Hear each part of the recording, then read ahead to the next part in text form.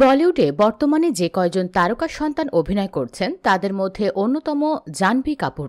আগামী ৩০শে মে মুক্তি পাবে তার নতুন cinema mister and Mrs Mahi. ইতিমধ্যে প্রকাশ্যে এসেছে সিনেমাটির ট্রেলার, আর সেই সিনেমার প্রচারণায় অভিনব পন্থা অবলম্বন করলেন জাহ্নবী।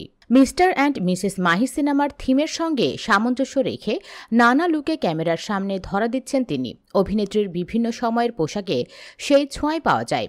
লাল নীলে ঘেরা শাড়ির সঙ্গে ম্যাচিং করা স্লিভলেস ব্লাউজ, আর সেই ব্লাউজের পেছনে লেখা 6 মাহি।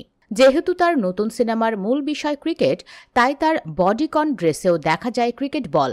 লাল বলে সুতার যেমন কাজ থাকে, অবিকল সেরকম সেলাই দেখা যাচ্ছে অভিনেত্রীর পোশাকেও।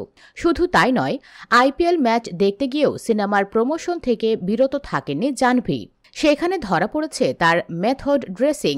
গাড়িতে বসে হোক বা মাঠে, সবসময় তার পরনে ছিল একটি জার্সি, যার সামনে লেখা 6 মাহি, আর পেছনে ইংরেজিতে লেখা ক্রিকেট হলো জীবন, আর জীবন হলো ক্রিকেট। অন্যদিকে গোলাপি ক্রপ টপে সিনেমার থিম মিলিয়ে বুকের ওপরে লেখা 6, সঙ্গে মানানসই সাদা কালো লং স্কার্টে যেন আবেদনময়ী হয়ে উঠেছেন পর্দার এই মাহি।